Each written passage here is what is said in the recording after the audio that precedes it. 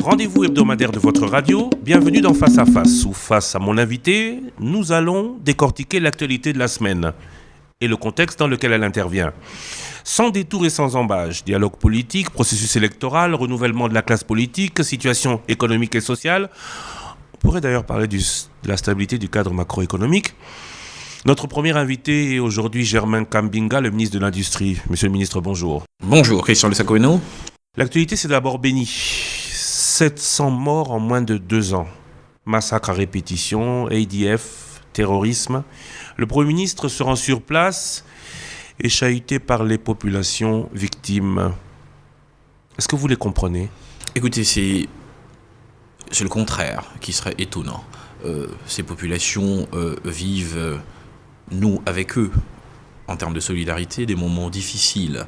Nous faisons face à un terrorisme qui pose des actes innommables. Vous avez vu comme nous les images, et dans ces témoins, il était tout à fait normal, dans un cadre démocratique, pour des populations, d'exprimer et de nous dire, à nous qui dirigeons, qu'ils attendent encore plus. Et c'est ce qui est en train d'être fait. Le plus en question, ce sont toutes ces actions et tout cet engagement de notre armée pour mettre un terme à ces actions terroristes. C'est une guerre asymétrique. La guerre conventionnelle, elle a déjà été gagnée depuis quelques années par notre armée. Il ne faut pas oublier d'où nous venons.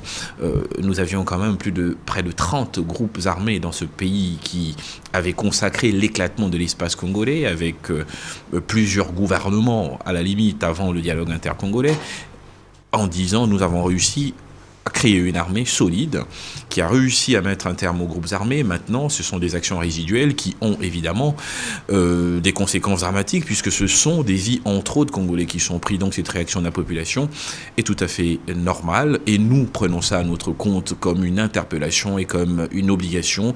Et c'est ce qui est fait avec le président de la République en tête, une obligation pour nous d'agir avec encore plus de rigueur pour mettre hors d'état de nuire tous ces groupes terroristes. Mais je voulais profiter de votre question également pour dire que cela nous ramène aussi, nous, acteurs politiques, à l'essentiel. L'essentiel, finalement, c'est de ne pas oublier d'où nous venons et quelles sont les vraies problématiques qui sont sur la table au quotidien du chef de l'État notamment. Ces problématiques, elles sont beaucoup plus fondamentales que les débats cosmétiques sur les problématiques démocratiques, de débats à la quinoise. Ces problématiques sont des problématiques réelles. Une armée, des jeunes gens comme vous, comme moi, qui sont au front depuis plus de 10 ans et qui essayent de faire en sorte que ce pays redevienne définitivement une nation à part entière et ne soit plus cette nation entièrement à part qu'elle était il y a quelques années. Le Premier ministre Matata à Béni dit qu'il n'y aura pas de solution de sitôt. Ne serait-il pas en train maintenant de ne prendre la mesure de la situation en tant que chef du gouvernement? Est-ce que c'est pas déjà trop tard? Il n'est jamais trop tard pour combattre le terrorisme. Il n'est jamais trop tôt, il n'est jamais trop tard. Le gouvernement, je l'ai dit ici, a pris cette question à bras le corps. C'est un processus de solidification et de professionnalisation de notre armée qui a pris son temps, une dizaine d'années. N'oublions pas d'où nous venons. Nous venons d'une situation, parlons peu, parlons bien, le président de la République, Joseph Kabila, lorsqu'il prend le pouvoir, il n'a pas les mêmes problèmes que François Hollande ou Barack Obama. Il trouve une RDC en cendres. Il faut réconcilier les Congolais, le dialogue intercongolais, il faut réunifier le pays, il faut recréer un État. Il fallait une armée pour cela. Et cette armée, c'est des groupes armés différentes, des différents groupes armés qui se mettent ensemble. Nous avons réussi à créer cet esprit de corps, à professionnaliser. Et aujourd'hui, les premiers résultats sont là, c'est que ces groupes armés, en tant que structure opérationnelle, n'existent plus. Il reste que des groupes résiduels qui voudraient se restructurer, mais agissent à travers une guerre asymétrique comme des groupes terroristes. J'entends bien. Cette problématique est prise à bras le corps, c'est bien pour ça que notre armée est à l'œuvre. C'est bien pour ça que chaque jour, nous n'en parlons pas toujours, mais des Congolais militaires meurent pour que la sécurité soit une réalité. C'est un combat de tous les jours. nous n'allons pas y arriver en un jour parce que ce serait une promesse démagogique. Si nous pouvions y arriver en un jour, ça veut dire que les États-Unis, la France et tous les autres pays qui font face au mouvement terroriste y arriveraient en 30 secondes.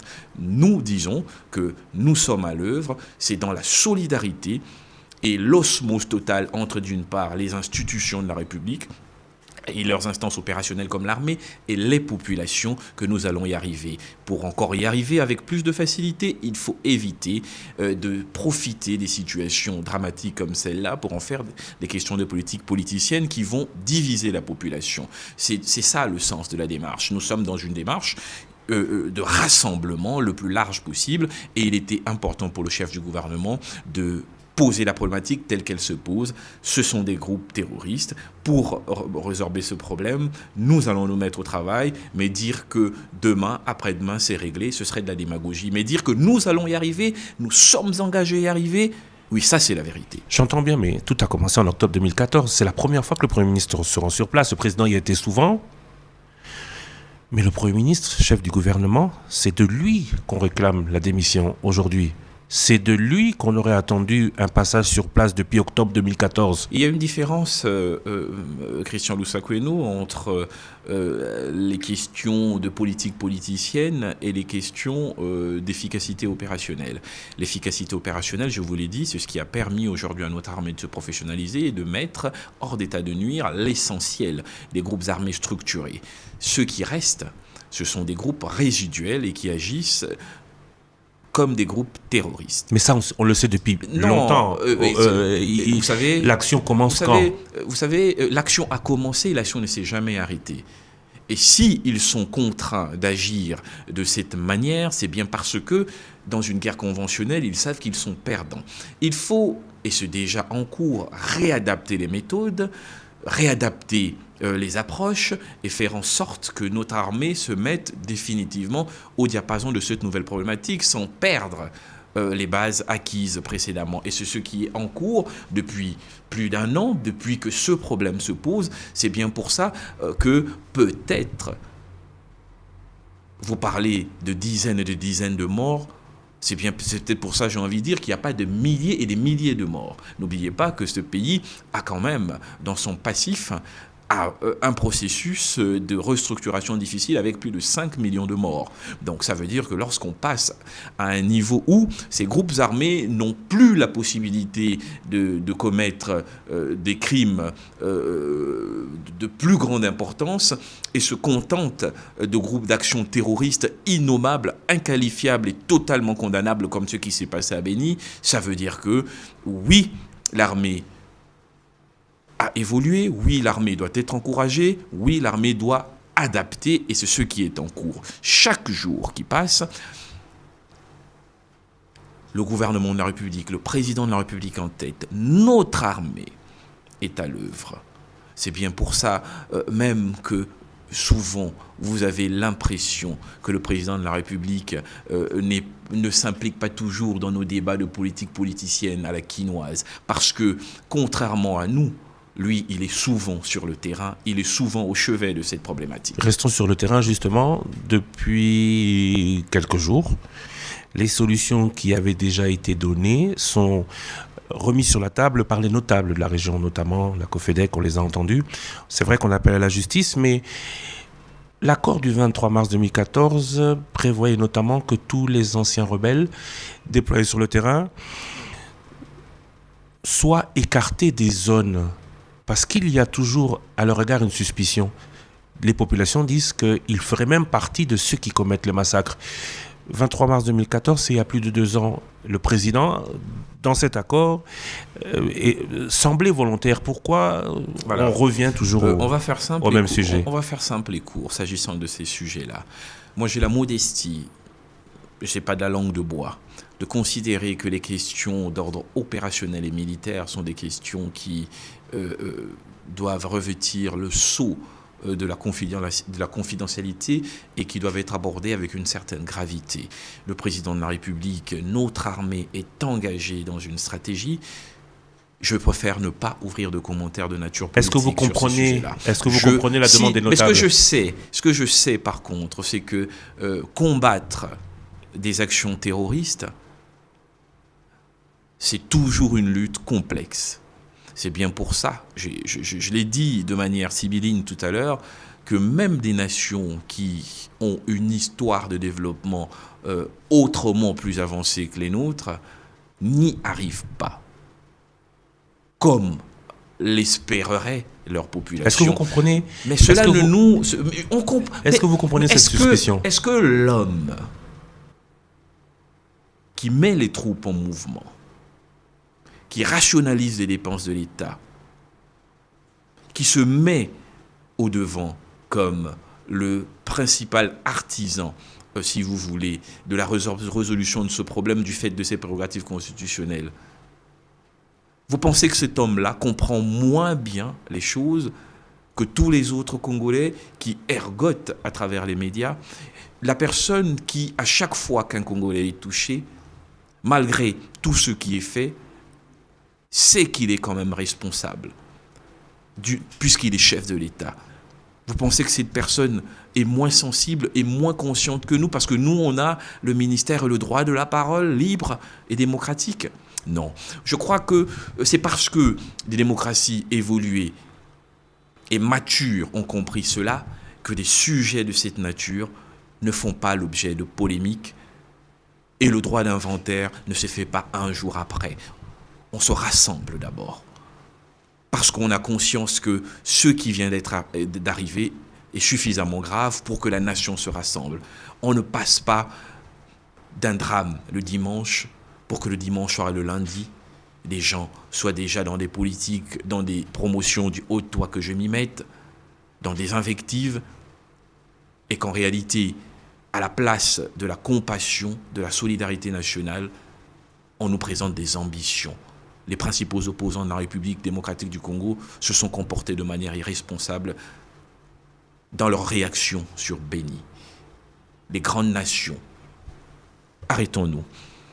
Lorsque les tours jumelles, on parle des États-Unis d'Amérique, la plus grande armée, les services de sécurité, la NSA, la CIA, le FBI, les plus élaborés du monde, lorsque dans ce pays-là, 2 avions font tomber les tours jumelles, la défaillance, si le débat est celui de la défaillance, toute proportion gardée, de ces services, de ce gouvernement à l'époque, était-il, si on doit parler de défaillance, plus important que la supposée défaillance de notre gouvernement? Oui ou non?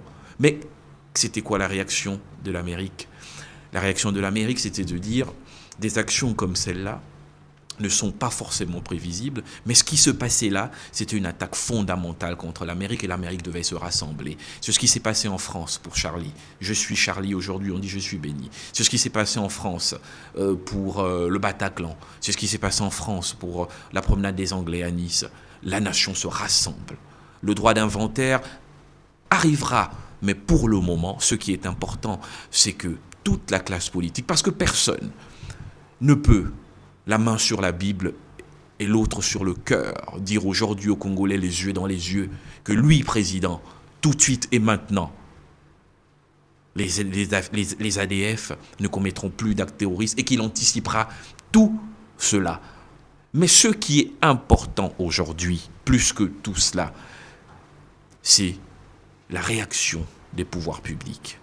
Comment est-ce qu'on agit en tant qu'État pour réduire à son strict minima le danger terroriste qui menace notre pays? Je pense qu'il y a un moment pour faire de la politique, mais il y a également un moment, et c'est ce moment-là que nous devons dont nous devons aujourd'hui faire la promotion. Si nous sommes une démocratie qui a vocation à grandir, ça veut dire le moment du rassemblement. Vous avez parlé du 11 septembre, vous avez parlé du rassemblement du peuple américain, vous avez parlé de Charlie, rassemblement du peuple français. Nice, après Charlie, a été sujet de beaucoup de critiques et d'un débat houleux entre opposition et majorité, puisque vous prenez le cas de la France. C'était surtout un moment de rassemblement. Rassemblement. Toujours. C'est toujours la première réaction. Est-ce que vous croyez, dans un pays RDC, où le rassemblement, on peut en venir à parler du dialogue politique, est-ce que vous croyez que ce rassemblement, les conditions de ce rassemblement, les conditions de ce dialogue, de part et d'autre sont réunies? Mais vous savez, moi je l'ai dit très récemment dans un réseau social, Twitter, où je faisais la réflexion pour dire que l'environnement du débat national aujourd'hui est un environnement d'enfants gâtés et capricieux, d'une démocratie récente. Ça nous a fait oublier l'essentiel. L'essentiel, pour moi, c'est d'où venons-nous, où étions-nous et que sommes-nous en train de faire. Nous avions en 10 ans un certain nombre de défis à relever. Le défi de la démocratisation, le défi de la sécurisation et de la stabilité, le début du retour à l'institutionnalisation des fonctions d'État, le défi de l'économie et du social. Plus ou moins 5 défis. Est-ce que nous avons reculé ? Est-ce que nous avons avancé chacun à son mot à dire ? Une fois qu'on a fait le constat. Une fois qu'on a fait le constat... Et je repose la question, puisque le constat a déjà été réalisé. Qu'on soit de bonne ou mauvaise foi, oui. Aujourd'hui nous sommes devant une situation qui appelle à un rassemblement autour d'un consensus. Est-ce qu'il est encore possible ? Mais il s'imposera à nous, de toute façon, si nous tous, acteurs politiques, avons conscience de nos responsabilités. Il s'imposera à nous. Quand vous avez le pouvoir politique qui veut le conserver, l'opposition qui veut obtenir ce pouvoir, quels sont les intérêts des uns et des autres, l'opportunité des uns et des autres à aller à ce dialogue ? Ce que vous venez de décrire, c'est l'histoire des démocraties depuis des siècles. Je suis tout à fait... Il y a un pouvoir qui a vocation à se maintenir et une opposition qui a vocation à vouloir prendre la place.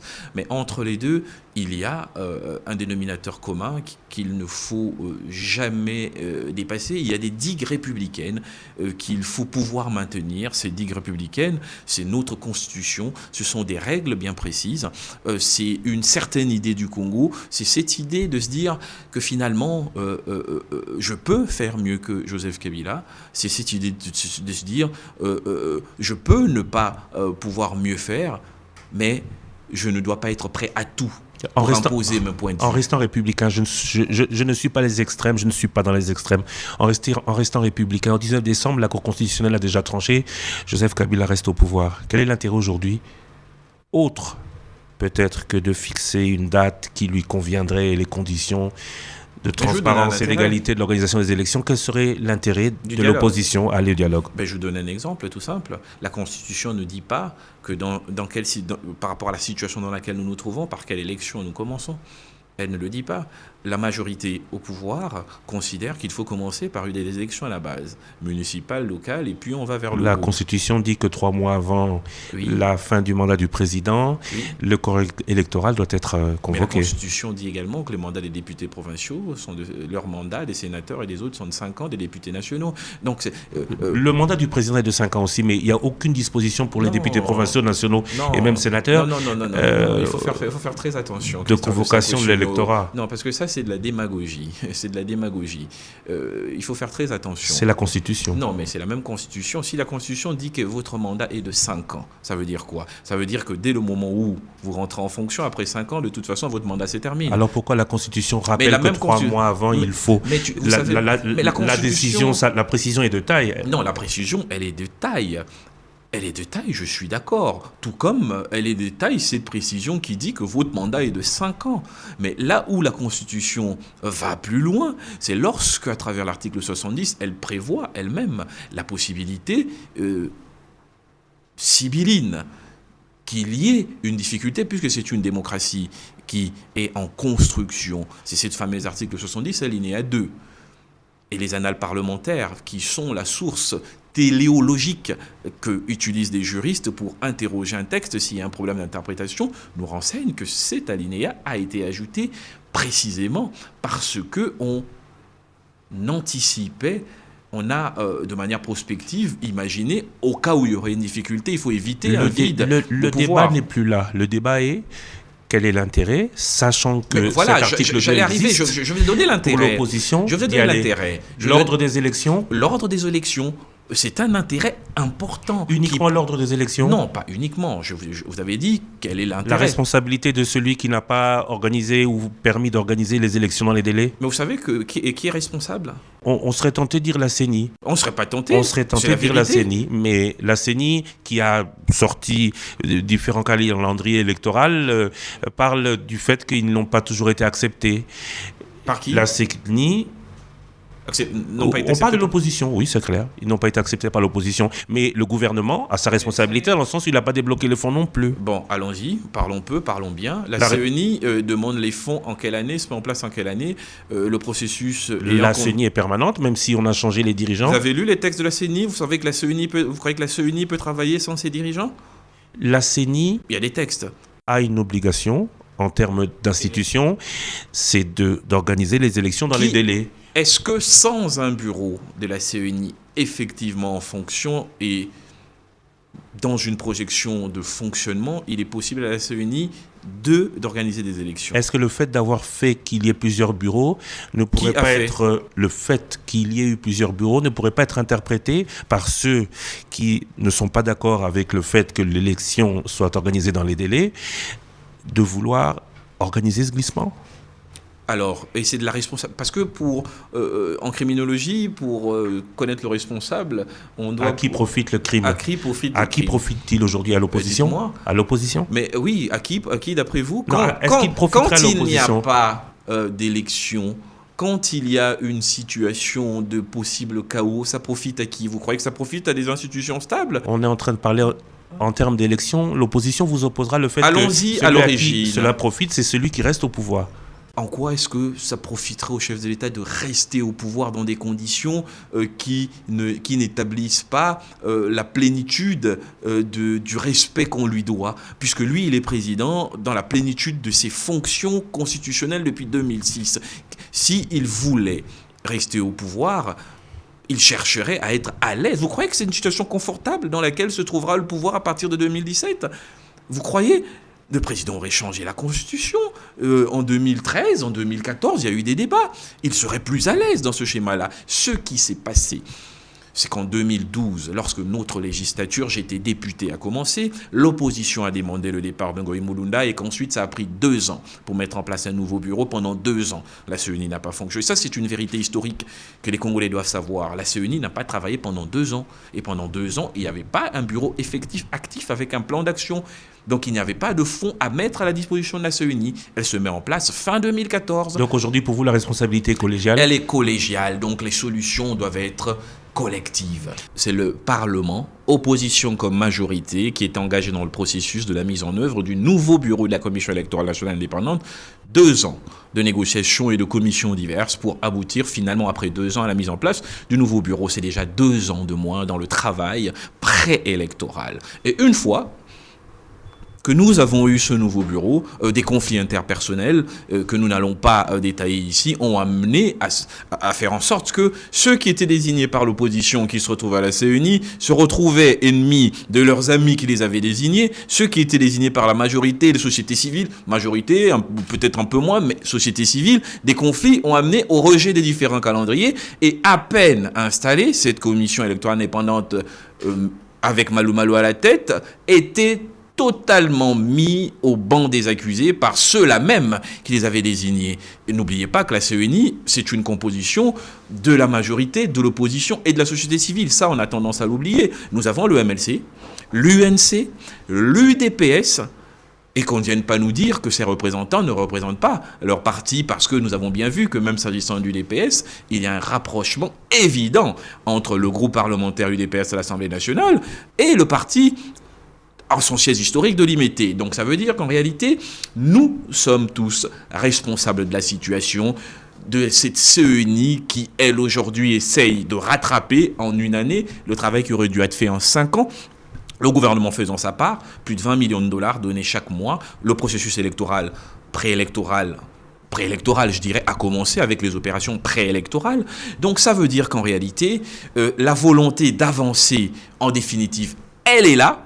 Mais la responsabilité du retard est une responsabilité collective. Donc les solutions à apporter doivent être des solutions collectives. Donc aujourd'hui, si on doit chercher un responsable, parce qu'on a dit on devrait sanctionner ceux qui seraient... Mais la responsabilité... Si au dialogue politique, on doit chercher un responsable. Ce n'est pas le gouvernement. Mais ce n'est pas le gouvernement. Et quand on parle d'un ce n'est pas parce que je suis au gouvernement. Je l'ai dit bien avant même d'être au gouvernement. Et quand on parle d'un compromis politique, on parle de l'intérêt que pourrait avoir l'opposition à organiser collégialement avec le pouvoir. Mais le compromis politique, le compromis politique s'impose. Voilà. Vous savez, le compromis politique, pourquoi est-ce qu'il s'impose? Je vous ai donné une question majeure qui va cristalliser le débat dans quelques mois, une fois qu'on va arriver à ce stade des interactions en termes d'opinion. On commence par quoi? L'opposition s'arc-boute sur... Le compromis politique ne serait que dans l'ordre de l'organisation des élections. C'est pas que, c'est l'essentiel même. Christian Premier ministre de l'opposition pour rassurer tout le monde. Christian Loussakweno. On parle d'un Premier ministre de l'opposition pour rassurer tout le monde. En l'état actuel des choses, le dialogue doit s'organiser sous l'autorité de l'ordonnance signée par le chef de l'État. Et cette ordonnance nous parle d'une viabilisation du processus électoral. On ne parle pas de gouvernement, on ne parle pas de ça. Viabilisation du processus électoral qui passerait par une mise en confiance. Sachez que le sujet le plus important qui reste à mettre sur la table. Une mise en confiance plus parce que la question globale, une mise en confiance plus globale dans ce processus. On parle là du processus électoral. Oui. Un Premier ministre de l'opposition, c'est faisable? Écoutez, moi, je ne suis pas Mère Miracle, je ne lis pas dans les boules de cristal. C'est faisable. Ma question, c'est est-ce que c'est faisable ou non? Vous savez, est-ce que ce serait opportun? Est-ce que ça mettrait plus de personnes en confiance? Ça, je sais pas. Une question directe, non, si. Non, parce que vous-même, vous étiez de l'opposition hier. Oui, je suis MLC, vous êtes rentré au gouvernement.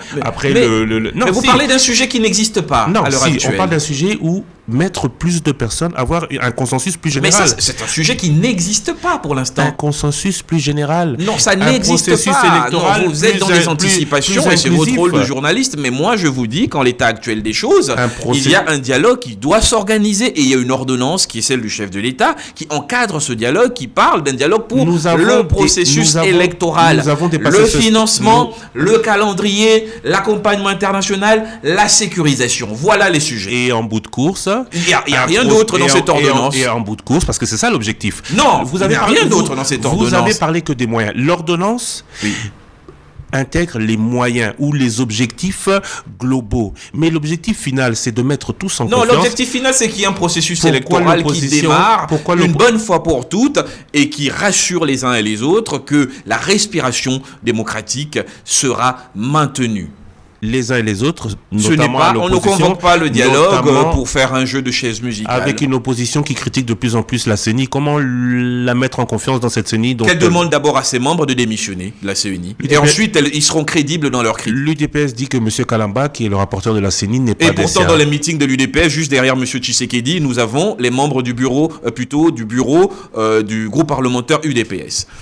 Aujourd'hui, vous croyez il faut arrêter. Aujourd'hui, est-ce que il faut arrêter. Est-ce que vous croyez vous savez pourquoi est-ce qu'il y a eu une guerre ici en 1997? Parce que les politiciens congolais ne jouaient pas franc jeu. Ils ont maintenu un pouvoir pendant 7 ans par leurs atermoiements. Résultat, la solution extrémiste est venue de l'extérieur. Et la génération politique à laquelle j'appartiens doit être une génération qui doit avoir le courage de dire, lorsque certains sont responsables ou complices, lorsque les solutions proposées sont du dilatoire, et dire ce qui peut être fait pour que le Congo avance. Ce qui peut être fait aujourd'hui, c'est se mettre autour d'une table, c'est dialoguer et trouver des solutions. Vous êtes dans le même discours du président de la République, je crois, ou de certaines personnes qui disent je suis dans le discours de la vérité. La classe politique actuelle n'a d'intérêt que dans le présent ou le futur très proche, pas en l'avenir.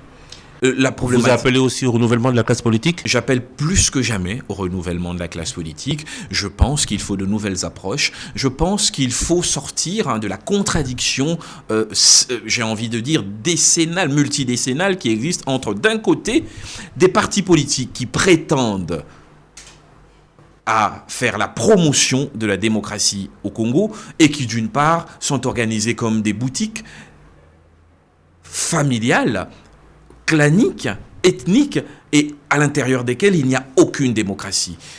Celui qui critique doit l'exemple.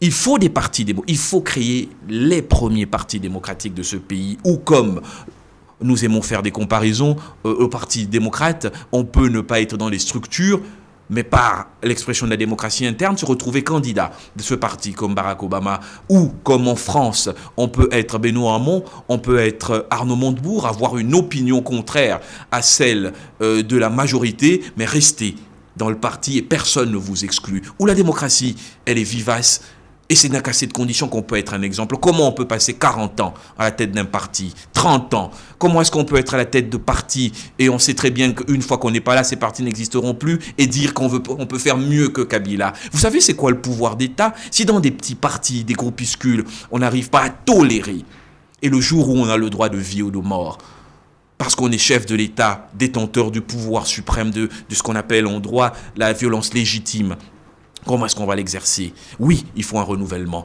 Parce que tant qu'on n'aura pas un renouvellement de la classe politique, tant qu'on n'aura pas de vrais partis politiques, on n'aura pas de vraie démocratie dans notre pays. Est-ce qu'on peut attendre un changement?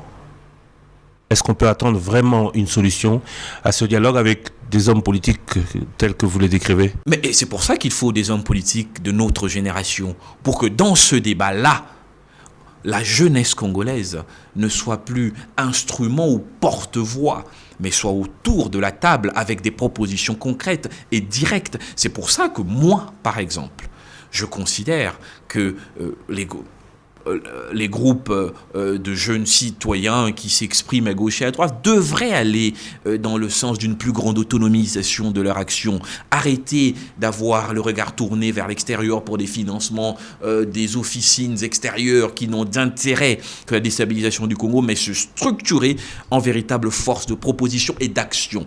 La société civile a bien compris que être spectatrice ne change pas les choses. Il faut être soi-même acteur. Regardez ce qui se passe en Grèce, regardez ce qui se passe en Espagne avec des groupes comme Podemos.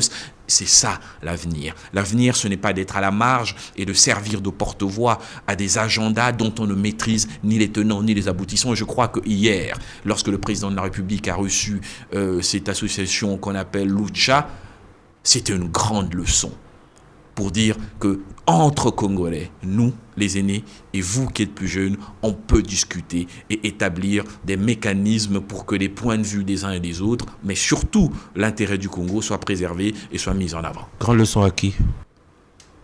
À tous ceux qui regardent la France, la Belgique, les ambassades, les fondations Soros et autres, et qui croient que ces gens-là aiment le Congo plus que les Congolais.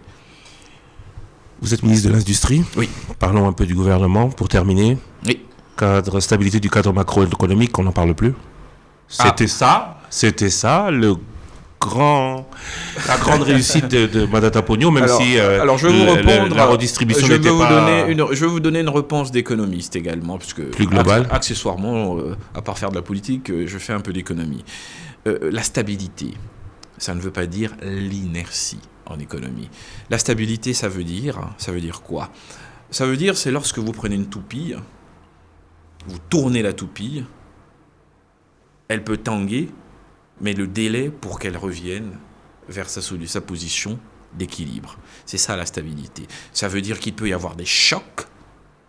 L'intérêt d'avoir un cadre macroéconomique assaini et stable, c'est la possibilité de résister. C'est lorsqu'on baisse un peu, comment est-ce qu'on retrouve l'équilibre. Parlons chiffres. Le franc congolais est à 1000. On disait qu'il sera à 2000, mais ça fait 4 mois. C'est parce que les fondamentaux sont solides. Malgré la chute drastique des ressources de l'État, le cadre macroéconomique assaini des objectifs précis de gestion macro-prudentielle permettent de tenir. Donc ça veut dire quoi? Ça veut dire qu'en réalité, nous avons atteint l'objectif que nous étions assignés. Cet objectif, c'était assainir suffisamment les finances publiques et la gouvernance pour que le jour où... Parce que gouverner, ce n'est pas faire de la météo et dire qu'il n'y aura jamais de saison sèche, il n'y aura que de la pluie, mais se dire comment est-ce que nous prévoyons la vie le jour où la météo n'est pas favorable. La stabilité du cadre macroéconomique, c'était uniquement pour prévoir les crises comme celle qu'on traverse. Ou la stabilité du cadre macroéconomique, c'est d'abord et surtout faire en sorte... Là, vous extrapolez l'induction. Ce n'est pas ce que j'ai dit.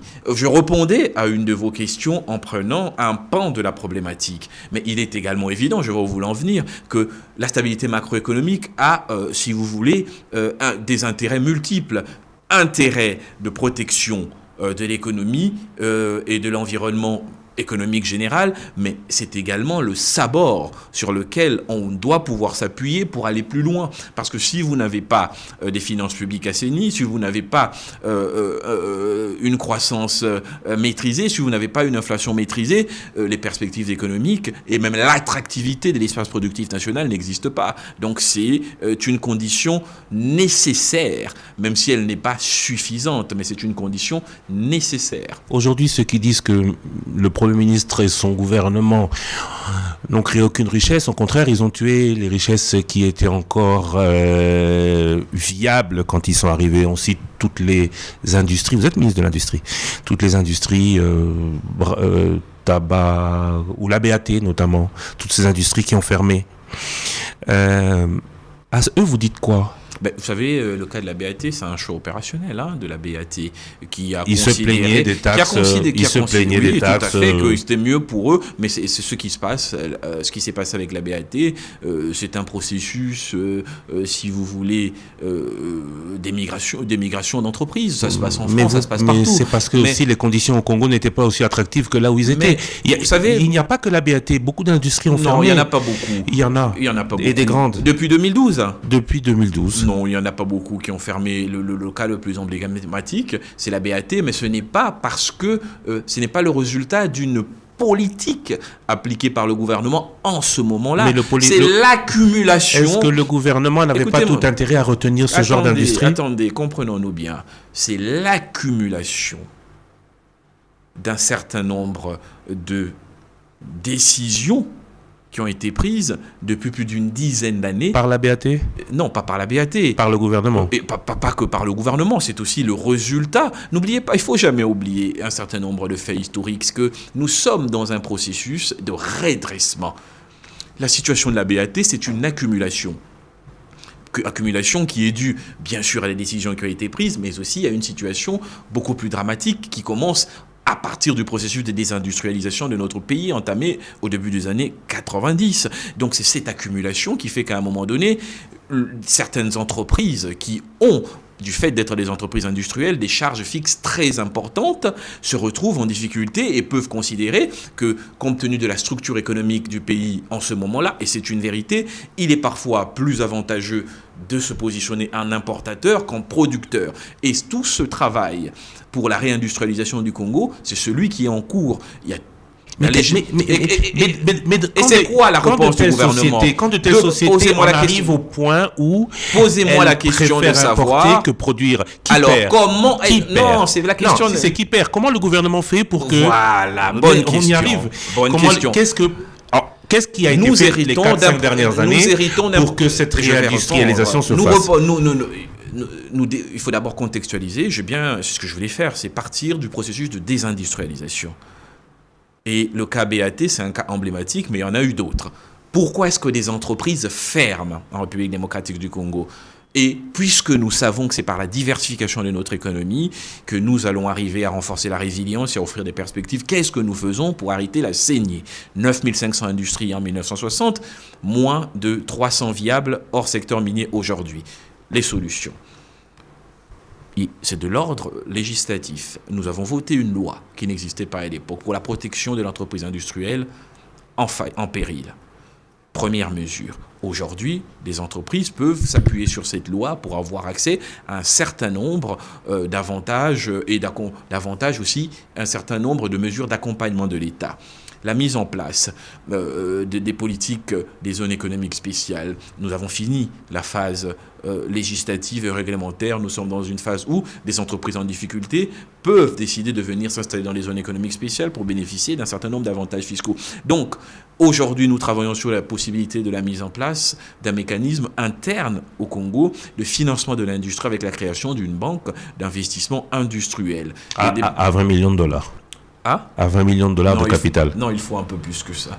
Capital, oui, ça peut être 20 millions de capital, mais et qui va attirer les investissements comment dans un environnement où il y a 50 000 taxes a récemment dit sur Top Congo, l'ancien gouverneur de la province orientale, monsieur Jean Bamanissa, le nombre de taxes, on ne les maîtrise pas, on ne sait pas quoi payer, et il est un véritable parcours de combattant que d'investir au Congo. Non, je crois qu'il ne faut pas... Le doing business, ça va mieux, on a gagné peut-être une ou deux places, mais faire du business au Congo, c'est encore le parcours du combattant. Et vous savez, si vous prenez les difficultés structurelles qu'il y avait avant et celles qu'il y a aujourd'hui, c'est mieux. Non, ce n'est pas ça, c'est pas ça. Ce qu'il faut comprendre, parce que vous parlez d'industrie, vous êtes forcément dans des analyses qui doivent être de l'ordre du structurel.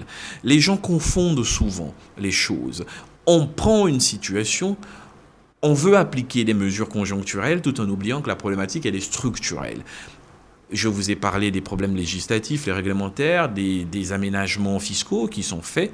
Je vous ai parlé du processus de mise en œuvre de facilités pour les mécanismes de financement, mais la mise en œuvre de tout cela prend du temps. Mais il faut... Conclusion, le Congo n'est toujours pas attractif. Non. Si vous avez parlé de doing business, vous avez parlé, on vous parle du guichet unique, on vous parle des différentes réformes qui sont mises en œuvre.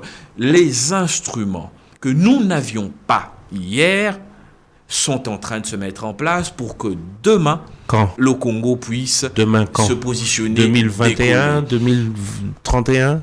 Nous n'attendons pas pour avancer. Monsieur... Moi, je peux vous dire en tant que ministre de l'Industrie que il y a d'énormes difficultés pour attirer les investisseurs étrangers. Mais nous battons avec les arguments qui sont déjà à notre disposition et nous en sortons plutôt pas mal. Parce que les chiffres sont là. Au niveau de la zone économique spéciale de Maluku, nous avons déjà une vingtaine d'industries avec lesquelles nous avons signé des contrats et qui, pour certaines, ont commencé leur installation et qui, pour d'autres, ont commandé des machines pour des investissements qui, mis bout à bout, dépassent les 300 millions de dollars.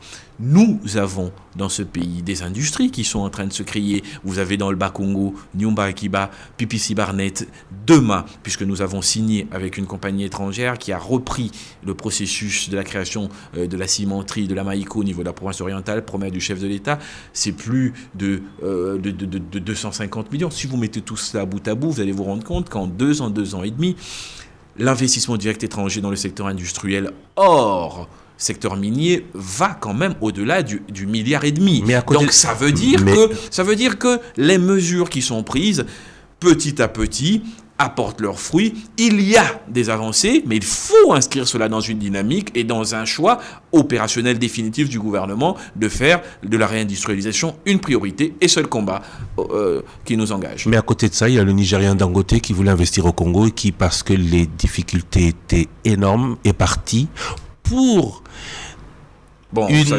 commercialisation en RDC, construire ses usines en Zambie voisine. Vous savez, le nombre, si on doit rentrer dans ce débat, on ne s'en sortira pas parce qu'il y a certainement de nombreuses entreprises qui voulaient investir en France et qui n'ont pas considéré que, compte tenu de la législation française, ils sont allés au Luxembourg, d'autres qui voulaient aller en Belgique.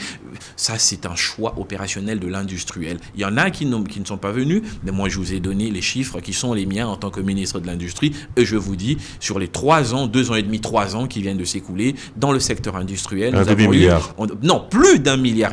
Quand vous mettez Nyumba Akiba, quand vous mettez PPC Barnett, vous mettez les entreprises de la zone économique spéciale qui sont en train de se créer, la cimenterie de la province orientale et d'autres investissements que nous ne citons pas, nous sommes au-delà d'1,5 milliard.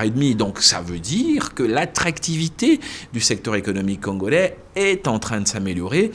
Et que nous devons continuer sur cette voie. Ce n'est pas facile parce que les impératifs politiques, démocratiques, qui sont une solution pour la sécurité des investissements dans leur phase de décollage peuvent également être des blocages. Monsieur Germain Kabinga, je rappelle que vous êtes ministre de l'Industrie, merci beaucoup. Je vous en prie. Made in RDC. Made in Congo. Made in Congo, on en est où ? Ben écoutez, quand vous avez les chiffres que je vous donne, ça veut dire que nous nous battons. Le Made in Congo, c'est bien plus qu'un slogan, c'est une philosophie de vie, c'est l'accompagnement des industriels, rôle de l'État, c'est des investissements dans le secteur industriel grâce à l'accompagnement de l'État. Je viens de vous donner des chiffres. C'est une mentalité, vous en parlez, ça veut dire que nous avançons dans cette mentalité, que chaque Congolais doit pouvoir intégrer le fait que nous ne produisons pas tout, mais si nous encourageons ce qui est produit localement, nous agissons dans le sens de la création création d'un système économique qui va se relever. Nous avions fait ça à l'époque, je l'ai déjà dit plusieurs fois, dans les années 80,